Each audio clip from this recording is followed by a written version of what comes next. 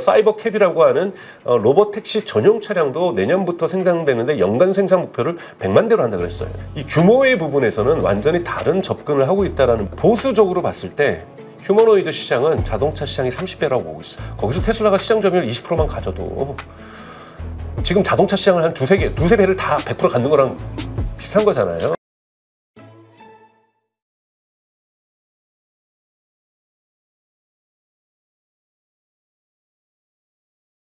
네, 오늘 모신 분은 블루닷 AI 연구센터 소장이시죠. 강정수 박사님이십니다. 안녕하세요. 안녕하세요.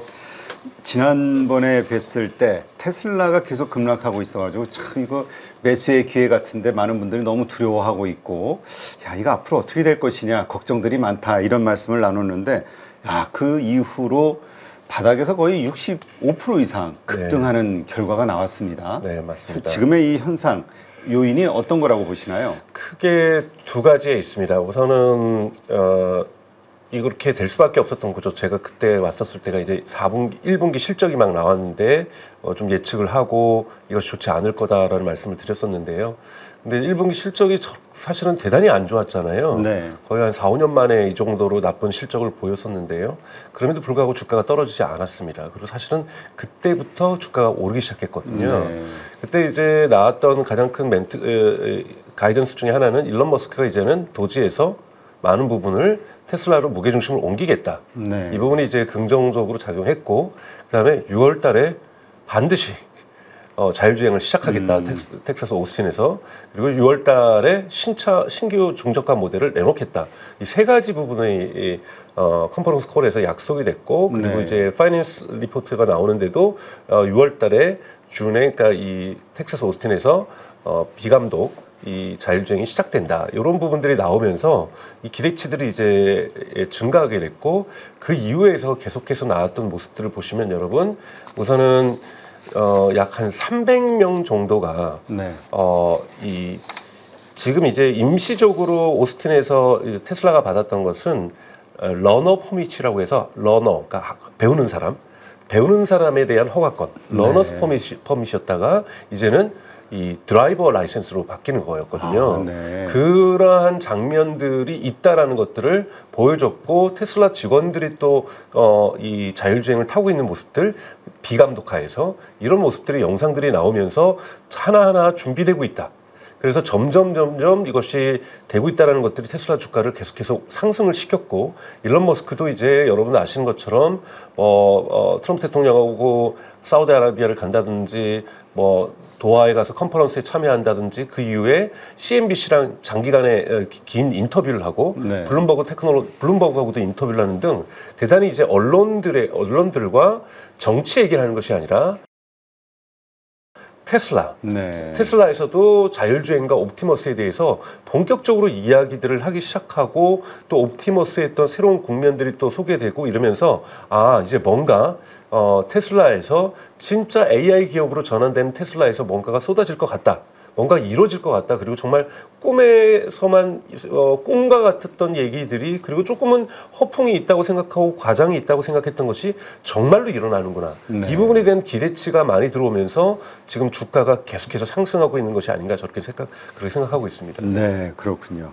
자, 그 오스틴에서 다음 달 12일인가요? 네. 로보택시 서비스가 출시된다 이 얘기가 있던데 어떻게 봐야 됩니까, 이 흐름을? 우선 이제 어제 이제 한국 시간으로 이제 29일 날 블룸버그에서 이거를 특종으로 보도를 했고, 이것을 X.com에서 일론 머스크가 사실 확인을 해줬죠. 네. 그렇게 하면서 이제 6월 12일 날 되는 것으로 됐고요.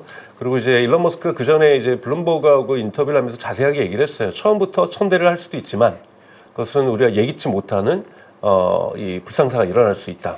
그렇기 때문에 처음엔 10대로 시작을 한다. 10대로. 예, 10대로 시작하고 그것을 그 다음엔 또 20대로 늘리고 30대로 늘리고 40대로 늘리고 50대로 늘려서 1000대까지 끌어올리겠다. 네. 몇 달 내에 1000대까지 끌어올리겠다라는 거고, 이런 부분들은 이제 의미 있는 상승들을 얘기하는 거고요. 왜냐하면 지금 열 대만 해도 많은 언론들에서는 비판을 하게 될 거라는 거예요. 또 이게 뭐 큰 소리 치더니 10대밖에 못한다.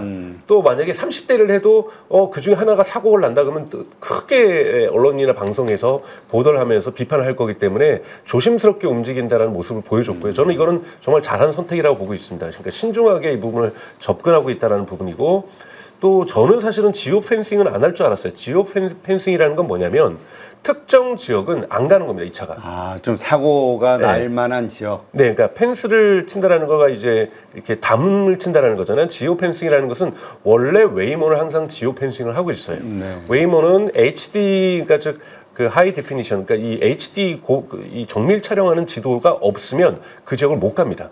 그래요? 네, 그렇기 때문에 항상 지금 샌프란시스코나 LA에도 지오 펜싱이 되어 있는데요.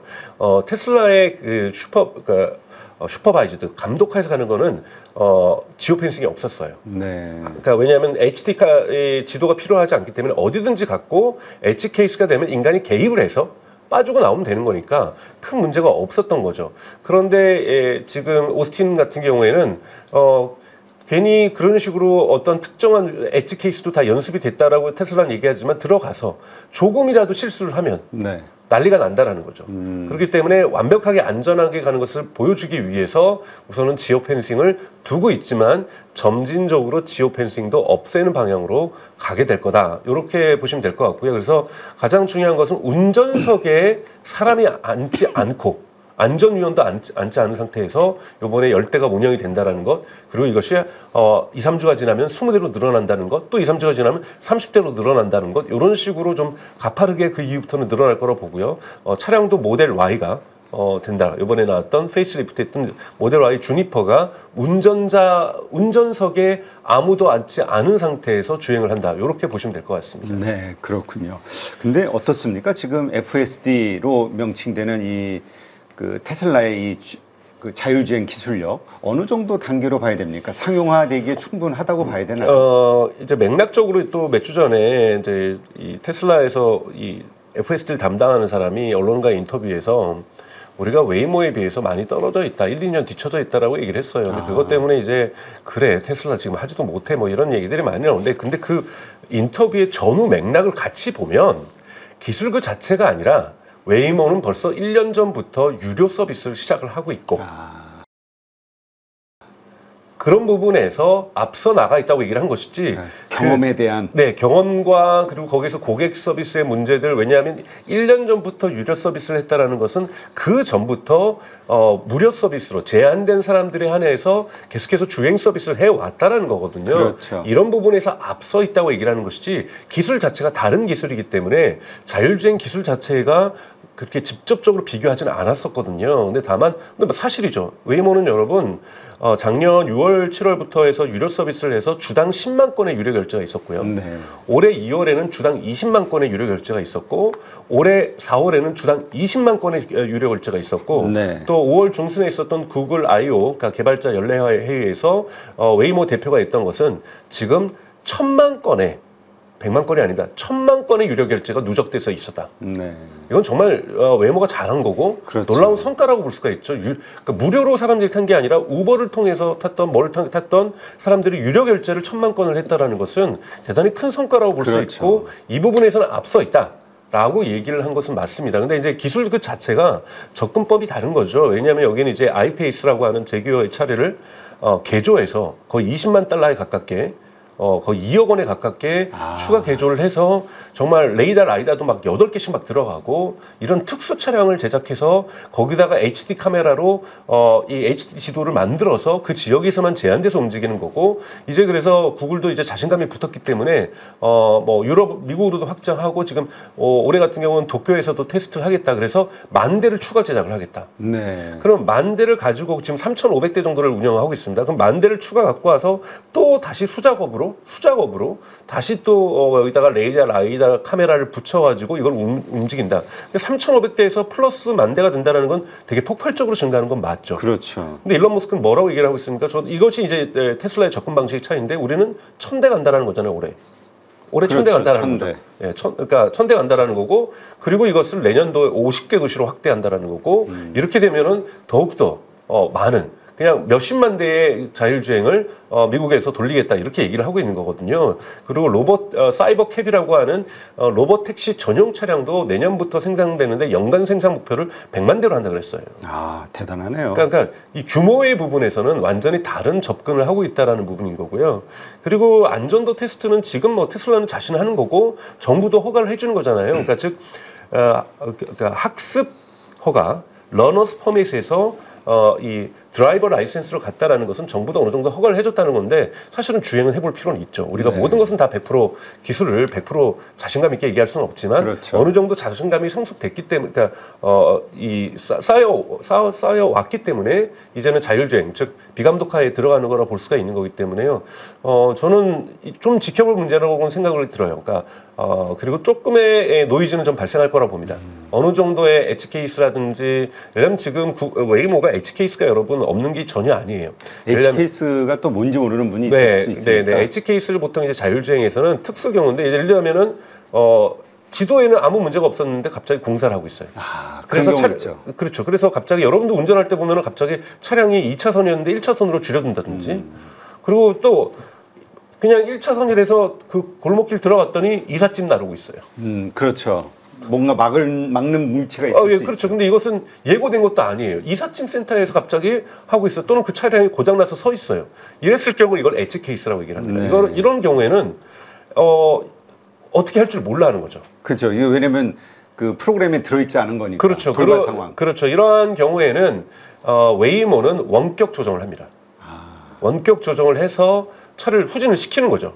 왜냐하면 그 좌석에는 사람이 앉아 있지 않기 때문에 원격 조정을 해서 사람을 빼는 경우고, 테슬라 같은 경우에는 테슬라도 지금 원격 조정사를 두고 있어요.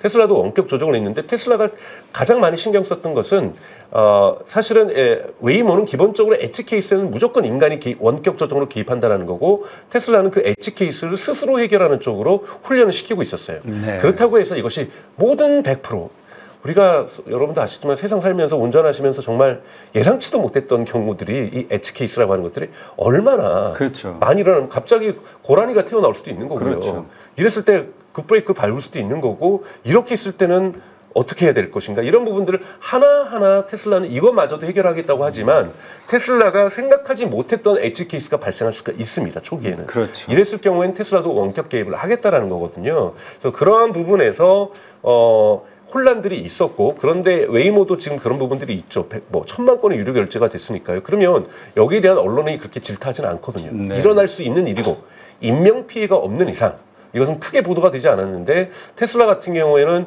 이러한 경우도 아마 크게 보도가 될 가능성은 있다.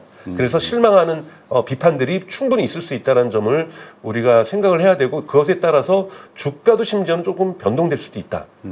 오히려 그래서 그러한 노이즈로 인해서 좀 빠지면 오히려 또 저가 매수의 기회로 봐야 될 수도 있겠네요. 네, 우선은 지금 저는 6월 12일 전까지 이 테슬라의 자율주행에 대한 기대치에 의한 주가 상승은 선반영될 거라고 보고 있습니다. 네. 선반영되고 그 다음에 주가가 오른다라고 한다면, 테슬라가 마찬가지로 이 웨이모처럼 돈을 벌기 시작할 때부터, 네. 웨이모도 대단히 오랜 기간 동안 제한된 사람에 의해서만 계속해서 주행 테스트를 했거든요. 네. 지금 이번에 6월 10일 날 되는 것은 비감독의 주행 테스트입니다. 네. 영업 시작이 아니라는 거죠. 네, 그렇군요. 네, 그래서 영업이 시작되면 그때부터 돈을 벌기 시작하고, 사람들이 타기 시작하면서 돈을 지불하기 시작하면, 그때부터는 또한 다른 국면으로 가면서 테슬라 주가가 상승할 수 있는 가능성들을 갖게 될 거라고 보고 있습니다. 그러면 그 시기가, 영업하는 시기가 언제쯤 될 거라고 예상하세요? 테슬라는 그것을 올해 아니라고 얘기를 하고 있어요. 아, 근데 이 시기열로 봐서는 일단 1,000대가 전부 테스트가 끝나고, 네. 그다음 다른 도시로 확장해 나가는 시점.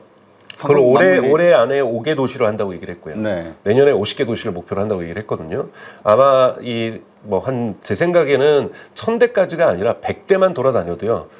저기 돈을 벌기 시작할 수 있을 겁니다. 1,000대면 위험한 상황이 되는 게 뭐냐면, 지금 오스틴에서 영업하고 있는 우버 택시가 하루 평균 3,300대에서 3,500대예요. 아, 그렇게 얘기하시니까 이 1,000대가 그 지역에서 상당한 수치라는 게 느껴지네요. 그렇죠, 여러분. 우버가 3,000대인데 거기서 테슬라가 1000대가 영업을 해버리면 우버가 비용이 마일당 $2가 발생하고 있어요. 네. 테슬라는 그것을 그러니까 이 고객이 내는 비용까지 해서 마일당 $1를 생각하고 있어요. 아, 절반 가격이면 탈만하죠. 예, 그리고 실제 비용은 뭐 30센트 뭐 이렇게 생각을 하고 있거든요. 고객이 내고 또 테슬라의 수익도 가져가야 되니까요. $1를 지금 생각을 하고 있단 말이에요. 근데 여러분 우버가 3000대 돌아다니고 테슬라가 1000대 돌아다니면 근데 이거는 50% 할인하고 가격을 그렇게요. 이거 타죠. 이거 타죠. 근데 물론 여기에는 운전자가 없다는 리스크는 있죠. 그래서 만약에 사람들이 타기 시작한다. 그렇죠. 그리고 좋은 입소문이 나기 시작하면 그러면 제가 보기엔 그때부터는 완전히 새로운 국면으로 접어들게 되는 거고 테슬라의 주가도 새로운 국면으로 접어들 수 있습니다. 그래서 6월 10일 날 된다고 해서 이 타임라인은 아직 밝히고 있지 않습니다. 이 타임라인이 한 달이 될지 저는 한 달 내로는 될 거라고 보지는 않고요. 이것이 한 석 달 내로만 진행이 된다고 해도 이때부터 올 가을부터 본격적으로 우버하고 경쟁하는 그리고 테슬라의 로봇 택시가 이제 본격적인 비즈니스 유료 결제를 요구할 때부터는요. 우버는 몰락할 수밖에 저는 없다고 저는 생각이 들어요. 그렇죠. 일단 가격 경쟁력에서 차이가 나니까. 왜요? 우버의 가장 큰 비용은 인건비거든요. 네. 운전자 비용이기 때문에 이 운전자 비용에서 많은 부분이 이제 결정이 날 거고요. 근데 이제 중장기적으로 볼 때 이제 미국은 택시 기사들하고 갈등은 이미 사라졌거든요. 네. 우버가 이제 확산되면서는 대단히 큰 갈등이 있었습니다. 사실 뭐 분신하신 분들도 있었고, 미국에서도. 네, 미국에서 분신하는 분들도 있었고, 대단히 큰 저항들이 있었는데, 이제는 우버는 미국 도시에서 다 깔려있는 상태거든요. 어쩌면 테슬라가 우버 없이 그 길을 갔다라면 정말 어려운 길이었을 거예요. 그렇죠. 그런데 이제 우버가 그 길을 만들어줬으니, 테슬라도 들어갈 수가 있는 거고, 사회적 갈등이 그렇게 크진 않습니다. 네. 다만, 미국에서 지금 가장 큰 문제가 되는 것은 주별로, 도시별로 자율주행에 대한 규제가 다르다라는 거죠. 그렇죠. 이 부분을 해결하는 것들을 지금 뭐 연방교통부 장관이 이번에 또 텍사스의 오스틴에 일론 머스크를 방문을 했죠. 좀 더 많은 데이터를 우리에게 공유해 준다라면 지금 최대한 공화당 쪽에서 교통부에서 이 연방 전체와 주별 정체와 도시별 전체하고 단일 규제안을 좀 만들어 보겠다. 만들어 보겠다는 거지 나온 건 아닙니다, 여러분. 그렇죠. 나와도 이거 또 통과를 하원과 상원을 통과를 해야 되거든요. 왜냐하면 교통 정책은 한국은 좀 하고 미국은 다른 거 뭐냐면 주가 권한을 가지고 있습니다. 네. 주의 권한을 연방이 쉽게 뺏어올 수는 없거든요. 합의를 이끌어내거나 강압을 하게 되면 주가 우리 식으로 하면 헌법재판소 슈프림 코트에 가서 이거를 소송을 하거든요. 이번에 트럼프 관세도 여러분 보셨잖아요. 근데 이거 쉽지가 않습니다. 그래서 이 부분이 지난한 과정들이 좀 남아 있을 거고, 근데 도시별로 테슬라 쪽에서는 허가를 받는 한이 있더라도 미국 연방 전체에서 동일한 로봇택시 허가라든지 비감독 자율주행을 받는 것이 좀 걸리더라도 5개, 6개, 7개 하나하나 각계격파를 하겠다라는 거거든요. 그래서 이 각계격파의 속도가 어떻게 나오는가? 그리고 여기에서 큰 사고 없이 정말 인간보다 안전한 모습들을 보여주는가? 그리고 비즈니스에서 우버를 경쟁하면서 우버와 리프트의 고객을 뺏어오면서 시장을 확대하는가? 또 우버만 뺏어오는 게 아니죠. 여러분 만약에 한국에서 택시보다 50%가 저렴한 로봇택시가 한국에 돌아다닌다? 그러면요. 대중교통 타시는 분들도 일부 택시로 넘어옵니다. 그렇죠. 새로운 수요가 또 생길 수 있죠. 그러니까 우버에서 조사한 거에 따르면 가격이 50%로 할인될 경우에 우버의 시장이 24배 커진다고 조사가 나와 있거든요. 아, 그래요? 근데 이제 그건 이제 미국의 상황이고 도시별로 상황이기 때문에 LA나 뭐 뉴욕이 그렇게 되지는 않을 거라 보고요. 평균적으로 봤을 때 미국의 중소도시 같은 경우는 차량이 막히지가 않기 때문에 대중교통도 잘 다니지 않고 이런 상황에서 가격이 내려간다라면 충분히 고객이 더 늘어나겠죠. 서울 지역에서 막 출퇴근 막 정말 차 엄청나게 막힌다고 해서 아무리 로봇택시가 싸다고 해서 저 같은 지하철 탈 것 같아요. 그렇죠. 그런데 이제 차가 막히지 않는 시간대라든지 또는 지역이라든지 이랬을 경우에는 뭐 50% 할인되면 대중교통보다 딱 2배 비싼데 택시보다는 50%고 이러면 시장이 훨씬 커질 수가 있거든요. 네. 이렇게 되면 여러분 아마 테슬라 쪽에서도 뭐 월간, 주간 유료 결제 건수를 발표를 하게 될 거예요.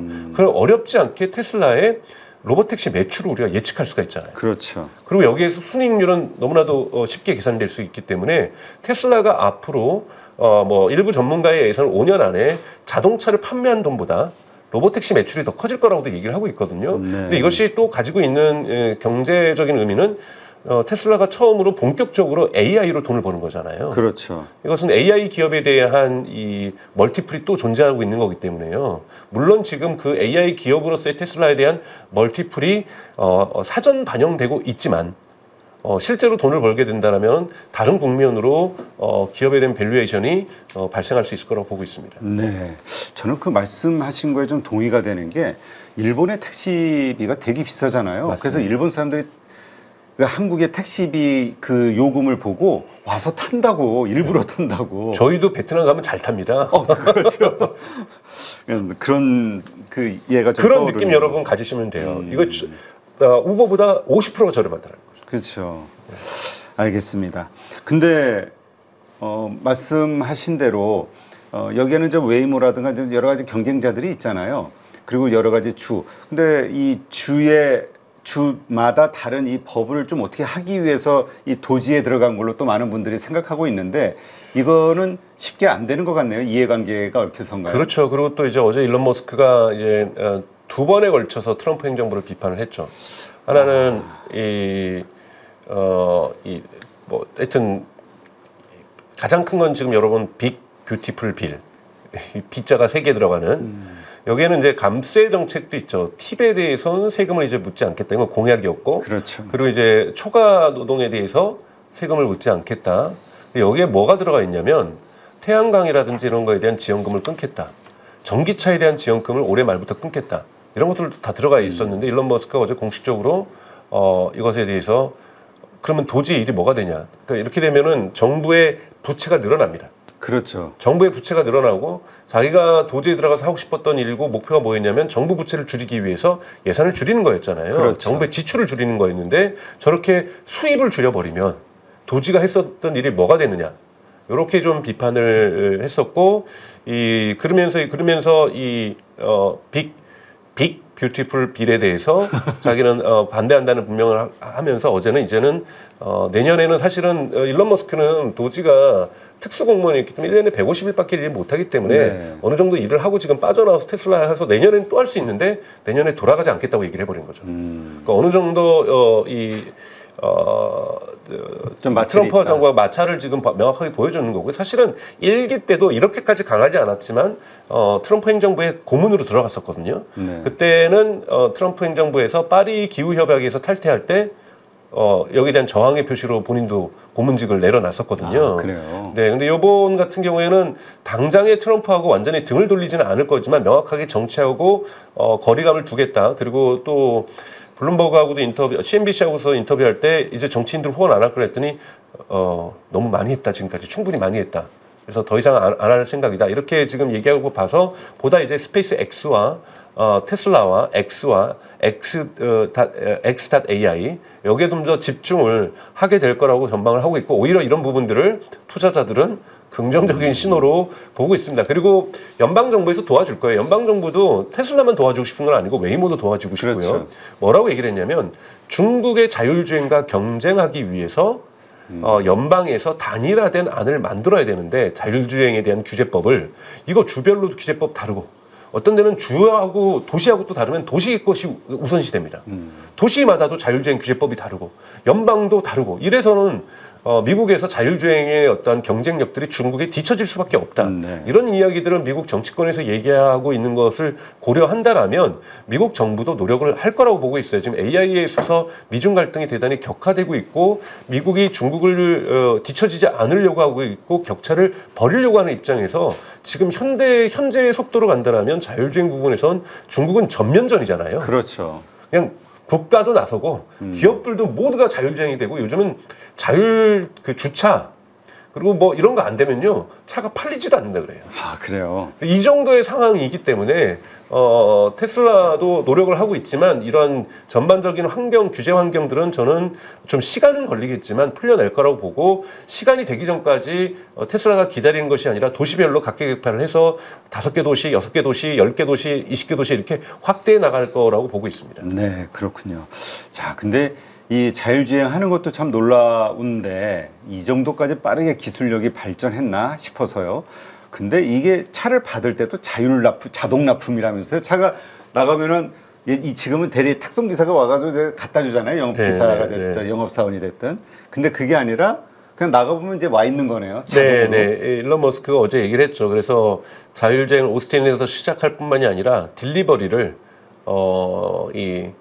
그 집 앞에다가 무인으로 가서 하겠다라고 얘기를 했는데 그것도 근데 조금은 따져봐야 돼요. 그러니까 그렇게 될 가능성은 있죠. 왜냐하면 여러분 지금 벌써 독일 공장에서 저기 미국 공장에서 텍사스 오스틴이나 프레먼트 공장에서는 생산돼서 차량이 이제 선적되기 위해서 기다릴 때 있잖아요. 네. 여기까지 가는 것을 그래도 몇 킬로 가는데 다 무인으로 가거든요. 네. 그리고 이번 주에 여러분 나왔던 건 아시겠지만 독일 베를린 공장에서 또 그것이 적용돼서 정말 전 몰랐어요. 그 테슬라의 큰 그 공장 내에서도 트럭들이 그렇게 빠른 속도로 지나가고 중간에 막 차량 지나가고 오토바이 지나가는지 몰랐어요. 근데 신호등도 없더라고요. 그걸 기다렸다가 얘가 계속 가가지고 자기가 가야 될 위치에서 이렇게 파킹을 하고 그러더라고요. 이런 기술이 있기 때문에 그리고 테슬라는 이미 미국에서는 스마트 서먼 기능이 있어가지고 주차장에서 밖으로 불러오는 걸 하고 있잖아요. 네. 그렇기 때문에 이런 것이 기술적으로 불가능한 건 아닌데 이것이 도시별로 규제는 어떻게 될지는 제가 거기까지는 잘 모르겠어서 모든 도시에서는 그렇게 되지는 않을 것 같지만 일부 도시에서는 배송을 그렇게 하지 않을까 그렇게 생각이 듭니다. 근데 이 궁극적으로는 이 자율주행이 가져올 이 산업의 재편 이것도 생각 안 할 수 없네. 궁극적으로 도달해야 되는 그 지점을 생각해 보면은 뭐 페덱스도 그렇고 물류 회사들도 그렇고 다들 복잡해질 것 같은데 여러 가지 면에서. 예, 이것도 이제 테슬라에서 얘기를 한 거예요. 그러니까 흔히 말하는 공차율을 어떻게 줄일 것인가. 그러니까 예를 들자면은 A 포인트에서 B 포인트까지 사람을 실어 날랐어요. 네. 그런데 이제 B 포인트에서 다시 돌아올 때는 빈 차로 돌아야 되는데 테슬라가 앞으로 그러지 않겠다. 여기에다가 소포라도 실어가지고 나르고 우리 식으로 하면 배민이나 쿠팡 2세 역할을 하겠다. 도어대시나 이런 역할을 해서 여기 B 근처에 있는데 우리 쿠팡이 시키면 한 집 걸러 이런 배송 있잖아요. 네. 그렇게 해서 하는 것처럼 옆에 가가지고 음식 실어가지고 날라가지고 음식 배송하고 다른 데로 이동하는 등 쉽게 얘기해서 공차율, 효율성을 좀 더 높여내겠다. 그래서 차량 한 대당 수익을 1년 안에 그 차 가격을 뽑겠다. 네. 뭐 이런 목표를 지금 세우고 있는데 이거는 근데 여러분 올해 안에 일어난다거나 내년에 일어날 거라고 보지 않아요. 이것도 규제의 문제거든요. 네. 그래서 이런 문제가 풀려야 되는 거고 또 제가 이렇게 차량에 탔을 때 뭔가 마라탕 냄새가 나는 차에 탈 것인가? 그렇죠. 뭐야 이거?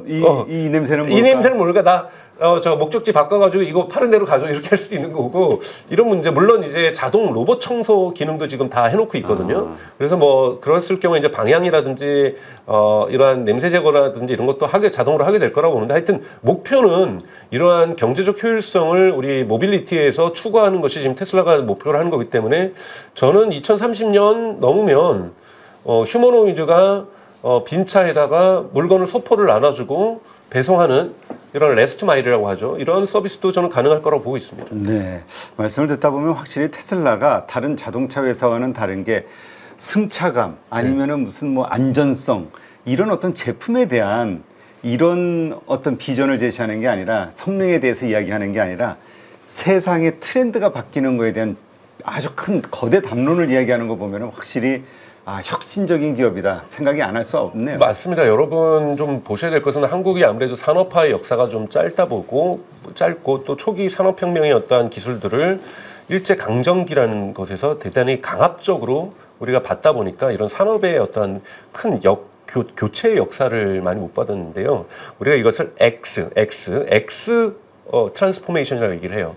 그러니까 미국에서 사실은 자동차는 처음에 뭐 독일에서 먼저 만들긴 했지만 대량 생산해서 보급형 차량을 먼저 만들었던 건 미국의 포드죠. 그렇죠. 포드가 이 자동차를 대량 생산, 컨베이어 벨트에서 대량 생산하면서 미국은 그때까지 마차라든지 말이 주된 교통수단이었죠. 이 말이 사라지고 자동차가 침투율이 100% 되는데 30년 걸렸어요. 그리고 지금 현재는 내연기관이 사라지고 전기차가 이 내연기관을 완전히 대체하는 것을 30년이라고 보고 있습니다. 네. 근데 지금 이 중간부터 근데 벌써 이것도 하나의 X죠. 하나가 내려가고 하나가 올라가는 거니까 침투율이 0으로 가고 하나는 침투율이 100으로 가는 건데요. 지금 벌써 이것이 100으로 가기도 전에 어떤 것이 나오냐면 EV, 전기 자동차가 벌써 내려가고 네. EIV, 전기차에 자율주행이 들어가는 인텔리전스가 들어간 그러니까 Electric Intelligence Vehicle 이 EIV가 다시 올라가고 있다라고 지금 얘기를 하고 있거든요. 네. 그래서 지금 이러한 것이 여러분 이거는 역사적으로 막을 수가 없어요. 개인이 말을 좋아해도 말이 사라지는 겁니다. 그렇죠. 말 타려면 경마장 가야 되는 거거든요. 여러분들이 내연기관 개인적으로 좋아하실 수 있어요. 좋아하시는 분은 한국에 아직 많다는 거 알고 있습니다. 저도 그 부릉부릉 느낌 좋거든요. 근데 그거는 내가 원한다고 할 수 있는 것이 아니에요. 현대차가 예를 들자면 전기차를 수출하지 못하면 지탱이 불가능한 기업이잖아요. 그리고 점점 내연기관 개발들을 적게 할 거고 생산을 적게 하면은 언젠가는 수익성에 맞지 않아서 내연기관을 생산하지 못하게 됩니다. 아니면 완전히 페라리, 지금도 페라리도 전기차 만들려고 하지만 정말 수작업으로 비싸게 만드는 차를 내연기관으로 타실 분들은 있겠죠. 그렇죠. 그러니까 이렇지만 이러한 X 포맷으로 말을 계속 지금도 타고 있는 분들이 있는 것처럼 X 포맷으로 사회가 바뀌게 된다라는 거고 이제 자율주행이 꿈속에서 그렸던 2016년 알파고 있을 때부터도 다들 자율주행 시대가 곧 온다고 했지만 그로부터 벌써 저희가 10년이 지났습니다. 네. 이제 마침내 자율주행이 역사적으로 상업적인 운용을 하는 시대를 이미 작년에 웨이모가 만들었고 중국에서는 바이두의 아폴로 고가 만들었고 그리고 다양한 업체들이 만들고 있는 것처럼 이제 테슬라가 로보택시로 올해 안에 상용화를 한다고 했으니까요. 2024년과 2025년은 인류가 역사적으로 유료 자율주행 서비스를 시승하게 되는 네. 그런 시대로 진입했다라는 봄에서 자동차의 패러다임은 벌써 바뀌기 시작했다라고 저는 생각하고 있습니다. 네, 알겠습니다. 자, 이번에 그 옵티머스 영상이 나오면서 또 시장에 충격을 좀 주고 있는데 이번에 상당히 정교해졌다라는 얘기도 나오고 있고요. 머스크는 이것으로 인해서 기업 가치가 45배 상승할 것이다. 아주 호언장담을 했다. 이런 얘기들이 나와요. 어떤 상황입니까? 저는 사실 옵티머스는 항상 보수적으로 봤습니다. 옵티머스의 미래가 안 올 거라고 생각한 것이 아니라 저는 이제 휴머노이드 로봇을 항상 보수적으로 봤는데 이번에 그 영상을 보고 그리고 또 그 이후에 있었던 테슬라에서 옵티머스 담당자들 2명이 공개적으로 밝혔던 내용을 보면서 그 내용은 좀 이따 말씀드리겠습니다. 대단히 긍정적으로 생각이 바뀌었다고 말씀을 드리고 싶어요. 예를 들면 휴머노이드 로봇이 덤블링하는 거예요. 별로 도움 되지 않거든요. 그것이 있다고 해서 우리 일자리를 덤블링하면서 대체하지는 않을 거니까요. 그렇죠. 그리고 중국에 있는 로봇들이 부채춤을 춘다. 그것도 별로 도움이 되지 않습니다. 이번에 보니까 격투기도 하던데. 네, 격투기도 하고 마라톤도 하잖아요. 여러분 그거는 조금은 쇼잉이 있는 거예요. 그렇죠. 그러니까 중국 국민들에게 중국 정부가 이렇게 지원을 해주면서 중국 기업들이 이런 성과를 내고 있다. 그래야 또 투자자들의 투자금도 모이거든요. 자꾸 보스턴 다이나믹스도 덤블링하고 이러니까 처음에 구글이 샀다가 구글 이거 별로 아닌 것 같아서 팔았더니 소프트뱅크가 샀다가 이거 별로 아닌 것 같아서 다시 파니까 현대자동차가 산 거잖아요. 그렇죠. 그런 걸 하기 위해서는 자꾸 덤블링 해줘야 되는 거거든요. 근데 과연 이것이 일자리를 대체하겠냐라는 거예요. 그렇죠. 이걸 위해서는 지금 우선 배터리 문제도 제가 여러 번 말씀드렸지만 2시간밖에 안 가는 배터리. 그래서 이번에 중국에서 마라톤을 하다 보면 뭡니까? 계속해서 배터리 바꿔주잖아요. 네. 이러한 부분이 그리고 이번에 피규어 AI라는 곳에서 BMW 미국 공장에서 처음으로 24시간 노동을 했어요. 그런데 8대 교체를 했습니다. 그러니까 아직까지는 한두 대로는 24시간 일이 안 되는 거예요. 그렇죠. 그러니까 많은 부분 진척되고 있다라는 건 사실인 거고요. 또 이 휴머노이드 보스턴 다이나믹스도 지금 공장에서 일하는 모습을 보여줬는데 보면은 집게손이에요. 그러니까 손가락 이 집게로 집어가지고 옮기는 거잖아요. 그래서 단순. 네, 단순한 거고 이게 과연 노동을 대체할 수 있을까? 그렇지 않거든요. 제가 여러 번 얘기했지만 손의 자유도도 중요하고 인간의 손에는 여러분 14,000개의 센서가 있습니다. 감각이 있어요. 14,000개의 감각. 이걸 아직 테슬라도 구현을 못하고 있어요. 근데 이런 부분들이 구현도가 높아지면 높아질수록 쓰레받기에 이 쓰레기를 담는다든지 쓰레기통을 버린다든지 이런 정교한 일을 할 수 있다는 거거든요. 즉 정교한 일을 할 수 있어야 인간의 노동을 대체할 수 있다는 거고 이 부분에 있어서 테슬라가 진전을 보여주는 것이 하나고요. 두 번째 놀라운 진전은 최근에 일어나고 있는 진전인데요. 이 부분이 지금 어떠한 다른 휴머노이드 기업도 하고 있지 못하고 테슬라 옵티머스만 하고 있는 것을 말씀을 드리고 싶은 것이 일론 머스크가 이번에 블룸버그하고 인터뷰를 하면서 뭐라 그랬냐면 지금까지는 옵티머스의 기본 작동 원리는 FSD에 의해서 작동되지만 FSD는 바퀴가 4개 달린 거기 때문에 계단을 올라간다 이런 건 따로 학습시켜야 되는 거고 물건을 주어서 여기 올리는 거 자동차 할 수 있는 일이 아니기 때문에 따로 추가 학습이 한 거고 사실은 공장에서의 이동 부분만 FSD의 논리를 따진다는 것이지 업무는 다 하나하나 가르쳐야 됩니다. 근데 어떻게 가르치냐면 여러분들 영상에서 많이 보셨겠지만 인간이 뭔가 이상한 헬멧을 쓰고 이상한 장갑을 낍니다. 네. 그리고 이걸 갖다가 이렇게 막 하면 거기는 앞에 있는 로봇이 그걸 따라하는 거거든요. 아, 반복 훈련 학습. 그렇죠. 그러면 인간이 상상할 수 있는 모든 동작을 헬멧 쓰고 장갑, 특수 장갑 끼고 이렇게 보여줘야 돼요. 이것이 경우의 수가 얼마나 많겠어요. 그렇죠. 이걸 하다가 갑자기 또 망치가 떨어지면 망치도 잡아야 되고 이것도 따로 계속 망치 잡는 연습 시켜줘야 되고 정말 어렵거든요. 이 부분을 빠르게 해결하려고 한다는 것이 엔비디아의 물리 AI 또는 물리 AI의 원래 이름은 월드 파운데이션 모델입니다. 네. 그러니까 어떻게 이해하시면 되냐면 우리가 거대 언어 모델, 트랜스포머 모델을 월드 모델이라고 생각하시고 이 월드 모델을 오픈 AI에서 응용한 서비스가 챗 GPT, 구글에서 응용한 서비스가 제미나이잖아요. 그렇죠. 그런 것처럼 엔비디아에서 만든 이것을 물리 AI라고 합니다. 아, 네. 근데 원래는 월드 모델, 월드 파운데이션 모델이에요. 이것은 스탠포드 대학에 있는 페이페이 리 교수라는 사람이 만든 건데요.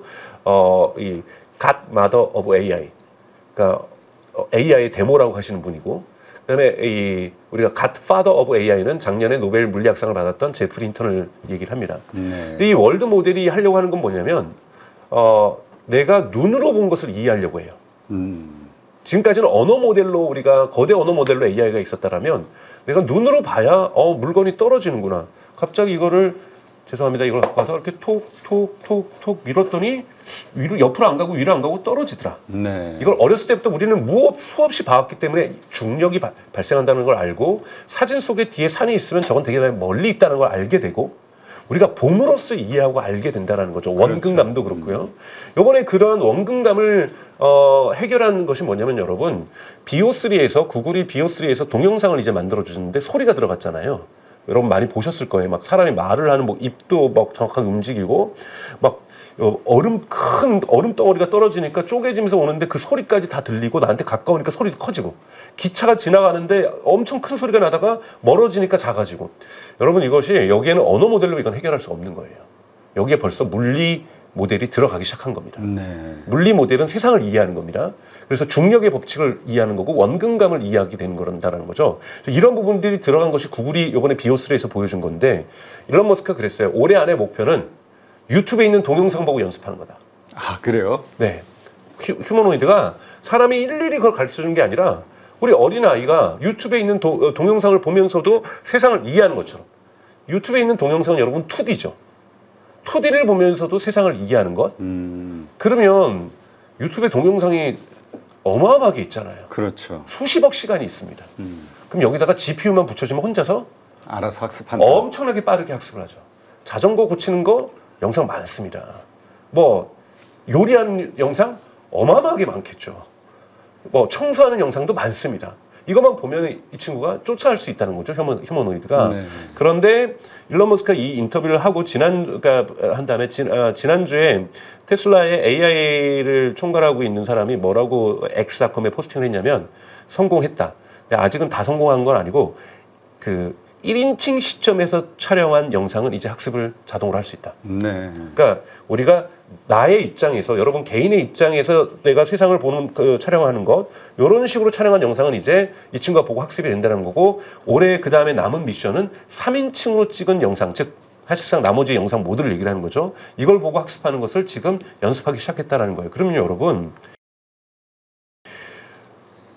옵티머스의 실력이 기하급수적으로 증가할 수 있습니다. 아, 그래요? 왜냐하면 데이터는 이미 유튜브에 많겠다. 그렇죠. 그러니까 무한대로 있겠다. 근데 또 그거 그러면 저작권이라든가 구글 쪽 알파벳에서 뭐 이의 제기하는 거 아닌가요? 그러면 이제 사실은 그건 오픈 AI도 유튜브 가지고 공부를 했거든요. 아, 그래요? 유튜브에 있는 거를 저희가 한 거를 갖다가 텍스트로 전환합니다. 그래가지고 텍스트 연습, 언어 연습을 시켰거든요. 그러면서 이제 유튜브에 살짝 경고를 했어요. 그거 이용 약관 위반이다. 근데 그 말 외에는 유튜브 얘기 안 하는 이유는 유튜브도 구글도 제미나이를 그걸로 연습시켰거든요. 아, 그렇군요. 이거는 사실은 이제 법적인 논쟁이 아직 결론이 나지 않은 건데요. 학습권으로 볼 수도 있거든요. 네. 학습권으로 우리가 도서관 가서 책 본다고 해서 저작권 위반 아니잖아요. 그렇죠. 우리가 유튜브를 보면서 세상을 이해해요. 저희 영상을 보시면서 여러분들이 테슬라에 대해서 이해를 하신다? 이걸 저작권, 저희 815 채널의 저작권이 아니라 여러분들이 이걸 통해서 학습을 하시면서 현명한 주식 투자를 하시는 거잖아요. 그렇죠. 이거를 우리가 공정 이용이라고 법적으로는 이야기를 하고 있고 그렇기 때문에 학습권이 보장될 수 있습니다. 그래서 영상은 너무나도 많기 때문에 이렇게 되면은 GPU만 있으면, 네. 즉 데이터 센터만 있으면 빠른 속도로 휴머노이드가 인간이 하는 행동을 모방할 수 있다는 거죠. 즉 일일이 인간이 가르쳐 주는데 이거는 규모의 경제가 나오기 어렵잖아요. 그럼 옵티머스가 생각보다 저는 빠르게 이 물리 AI라는 걸 통해서 또는 월드 모델을 통해서 언어 모델과 결합되면서 이제 본격적으로 인간의 노동을 대체할 수 있는 이런 국면으로 갈 수가 있다라는 판단을 기술적인 일종의 브렉스루죠. 돌파구가 2025년에 마련되고 있다. 이런 느낌을 저는 받고 있고요. 그렇기 때문에 원래 5,000대 정도를 지금 테슬라가 올해 지난 1분기 실적 발표했던 4월 달에 얘기했던 것은 5,000대를 올해 생산하겠다고 얘기를 했거든요. 근데 이 5,000대가 아직 올해 정말로 생산될지는 잘 모르겠어요. 왜냐하면 중국하고의 갈등 때문에 이 테슬라의 옵티머스를 만드는 데는 히토류가 꼭 필요합니다. 네. 엄청난 액추에이터, 이게 다 모터인데, 전기 모터인데, 작은 모터인데, 엄청난 액추에이터가 여기 들어가는데 히토류가 수입 금지가 일시적으로 됐었죠. 미중 갈등 때문에. 네. 그때 테슬라에서 5,000대 생산 일정에 차질을 빚을 수 있다고 분명히 얘기를 했어요. 그렇다면 이 부분 문제가 또 이번에 관세가 또 완화됐기 때문에 그 전쟁이 유예됐기 때문에 완화가 아니라 유예됐기 때문에 히토류 수입이 또 되기 시작했거든요. 이걸 가지고서 테슬라가 5,000대를 만드는 걸 확보했는지는 아직 확인할 수 없지만 아마 2분기 실적 발표할 때면은 이 부분에 대한 가이드라인이 나올 거라고 봐요. 네. 근데 5,000대가 생각보다 테슬라 공장에서 테스트를 할 텐데 인간이 하는 일들을 충분히 대체할 수 있는 수준까지도 갈 수 있다. 이것이 된다라면 로보택시의 국면이 한참 지난 다음에야 저는 옵티머스의 어떤 국면이 올 거라고 생각했는데 의외로 로보택시 국면과 옵티머스의 국면이 그렇게 시차가 크지 않은 상태에서 병행될 수도 있다는 판단을 하고 있습니다. 네, 그렇군요. 근데 그 요즘 뭐 중국의 로봇 영상들 보면 좀 화려하잖아요. 근데 중국 로봇은 명령형, 옵티머스는 생성형이라는 평이 있더라고요. 이 차이가 어떤 겁니까? 그러니까 이 자율주행도 마찬가지인데요. 그 지금까지는 인간이 다 코딩을 한 겁니다. 네. 그러니까 보스턴 다이나믹스가 전형적이죠. 어느 물체 앞에서 뭘 보거든 덤블링을 해. 아, 명령을 이렇게 주입시킨 거군요. 그렇죠. 이렇게 해서 우리가 코딩을 통해서 규칙이라고도 할 수도 있고 명령이라고도 할 수 있어요. 그걸 휴레스틱 코딩이라고 하는데 전문용어로는 그러니까 인간이 다 특정 시츄에이션에서 상황에서 너가 당시 그러니까 한쪽에서는 인공지능이 있죠. 그러니까 보스턴 다이나믹스도 뭐 어느 쪽에 있냐면 센싱 쪽에 있어요. 앞에 물체가 있다. 네. 앞에 뭔가 계단이 있다. 자, 계단을 올라가야만 한다. 어떻게 해야 돼? 계단을 난 봤어. 계단의 크기도 재서 알려줍니다. 그러면 명령을 해줍니다. 그 계단을 올라가. 네. 그리고 다 올라오는 다음에 거기에 바닥이 보입니다. 거기서는 저기 덤블링 한번 해. 덤블링 해서 내려와. 뭐 이런 식으로 내려올 때는 이런 식으로 다 인간이 명령 코드를 내주는 것이 지금까지 전통적인 휴머노이드라든지 자율주행의 방식이었어요. 그러니까 좀 한쪽에서는 인공지능이 작동하지만 인공지능이 무언가 지금의 상황과 시츄에이션과 이런 것들을 알려주면 여기에서 어떻게 행동해야 되는지는 다 코딩을 하는 거고 중국의 휴머노이드는 아직 2단계에 있는 거고요. 그 다음에 사실 웨이모도 이런 방식이에요. 근데 이거를 2024년에 테슬라가 엔드-투-엔드 AI, 종단간 AI라고 하면서 이걸 다 없애버리면서 주행 데이터를 자동차를 였더니 자 빨간불에서 멈춘 거를 명령을 해주지 않고 얘가 보니까 인간들은 다 멈추더라는 거예요. 그럼 자기가 판단을 해서 아 이건 멈춰야 되겠구나. 멈추는 것. 이것이 이제 엔드 투 엔드 자율적으로 결정한다라는 거죠. 그러니까 규칙을 AI가 찾아낸 것. 이거 사실 머신러닝의 기본이에요. 그러니까 우리가 인간의 얼굴 사진을 갖다가 수백만 장 주지 않고 프로그램하는 건 너무나도 간단해. 인간의 눈은 2개야, 코는 하나야, 입은 하나라고 하면은 그냥 규칙을 입력한 거죠. 네. 그런데 진짜로 머신러닝을 하려면 인간의 사진 수백만 장을 줘야 됩니다. 그럼 수백만 장을 하나하나 비싼 돈을 가지면서 얘가 분석을 다 해요. 그때 이 인공지능이 깨닫는 겁니다. 인간의 눈은 2개구나. 본인 스스로가 이걸 머신러닝, 기계학습이라고 얘기를 해요. 기계 스스로가 학습을 하면서 판단할 수 있게 되는 거죠. 그러면서 규칙들을 찾아가는 것. 이것이 인공지능의 기본 원칙인데 이거를 모두 다 적용하지 못했어요. 그러려면 어마어마한 데이터가 있어야 됩니다. 그렇죠. 어마어마한 데이터가. 그리고 속도도 느리죠. 얼마나 좋아요. 센싱은 됐는데 계단을 걸어 올라가. 명령. 내려올 때는 덤블링 하면서 내려와. 투자자들 많이 보고 계시니까.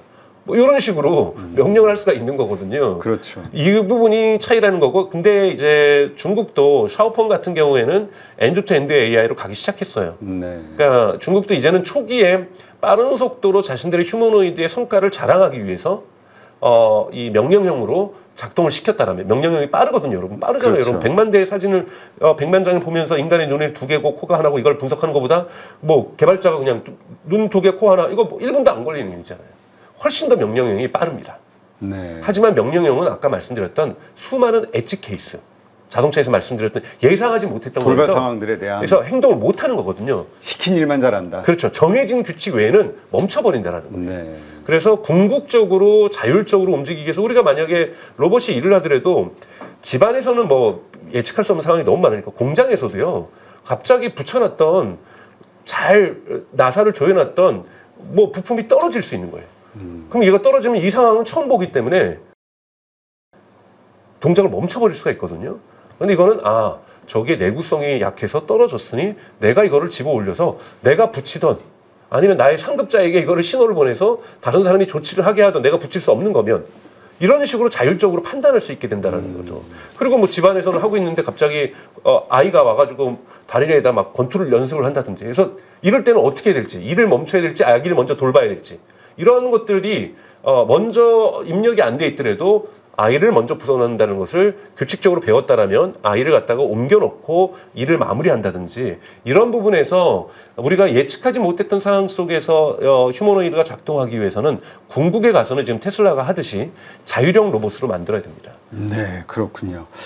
근데 그 AI 같은 경우는 그 처음에 설계가 상당히 중요하다라고 제가 들은 것 같은데 그럼 그렇게 명령형으로 운영이 되든 뭐 보스턴 다이내믹스라든가 이런 업체들이 이 뭐죠? 지금 말씀하신 그런 생성형으로 이 중간에 설계를 바꿀 수 있나요? 그렇죠. 뇌를 바꾸면 되는 거니까 사실은 테슬라도 FSD 버전 11까지는 명령형이었어요. 아, 그래요? 12부터 바뀐 겁니다. 그래서 업데이트를 통해서 기술이 이렇게 S커브를 걷는다고 하죠. 이렇게 처음에는 막 빨리 올라가다가 천천히 느려져요. 명령형으로 가는 건 한계가 있거든요.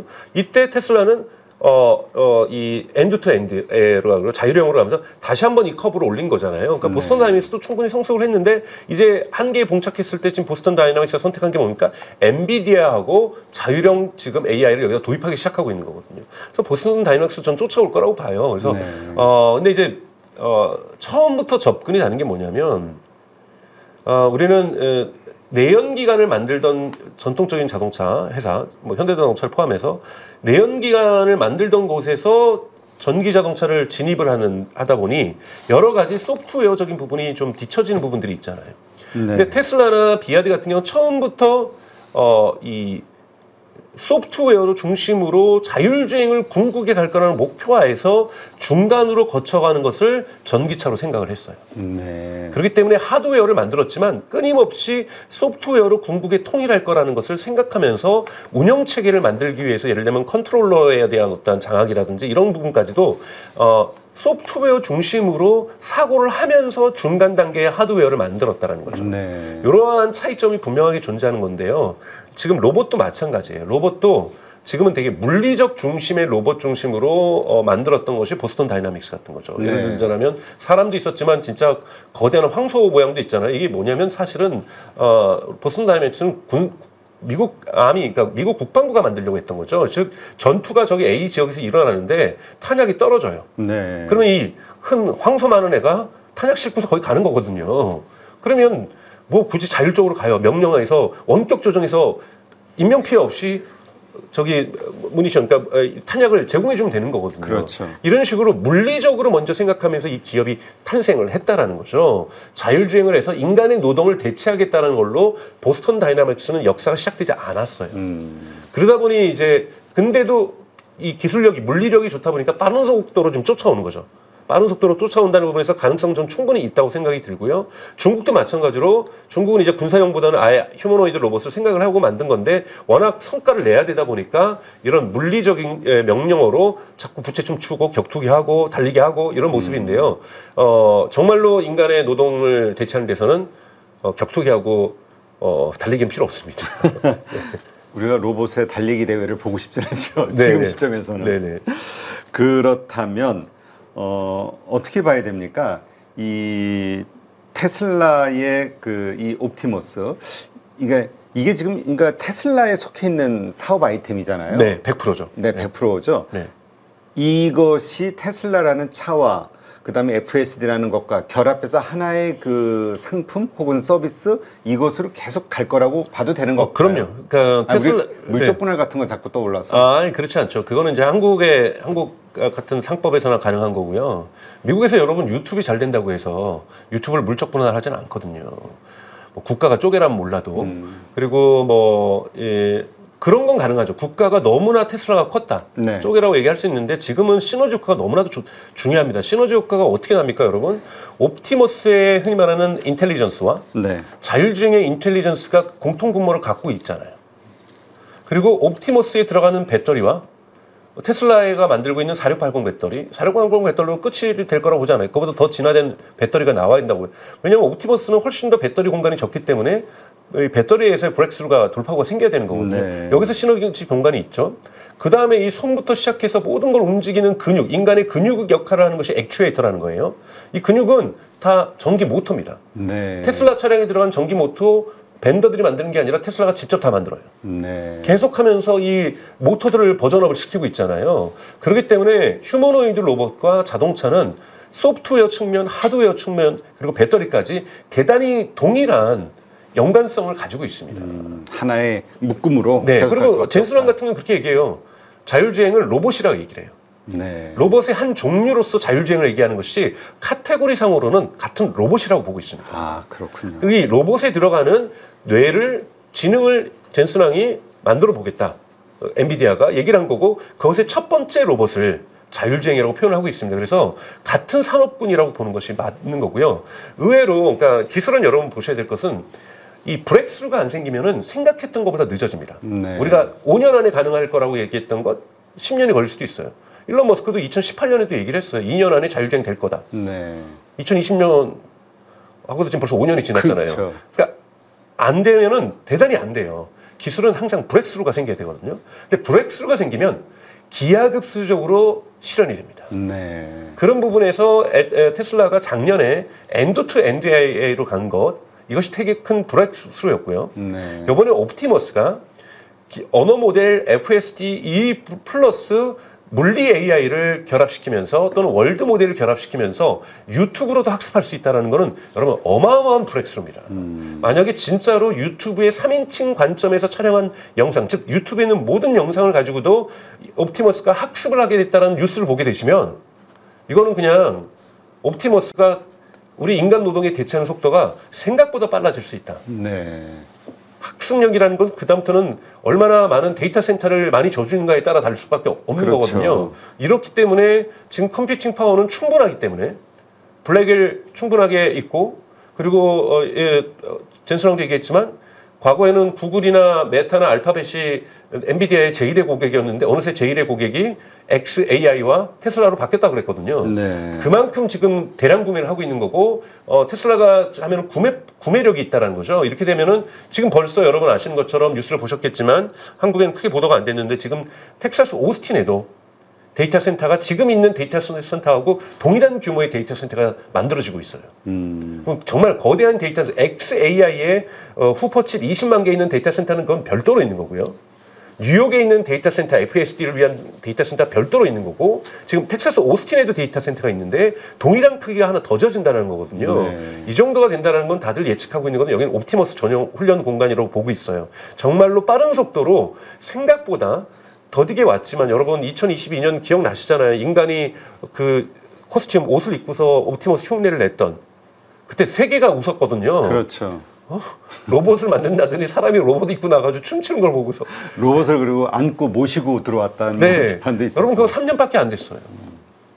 3년밖에 안 됐다라는 거. 근데 이 브렉스루가 몇 번 생기면서 대단히 빠른 속도의 옵티머스가 실현되는 것이 저는 한 2030년이 넘어서야 가능할 거라고 생각했는데 그걸 지금 제가 뭐 자판 깔듯이 몇 년도가 될 거라고 이렇게 말씀을 드릴 수 없지만 제가 생각했던 보수적인 생각보다는 빨리 올 수 있다라는 네. 느낌이 듭니다.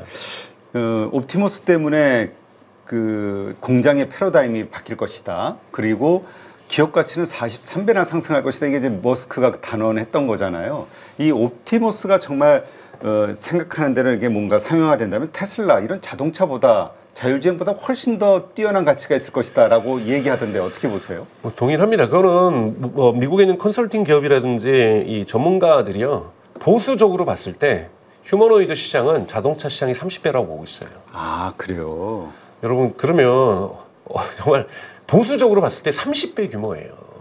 그러니까 얼마나 많은 로봇들이 생겨날 수 있겠습니까?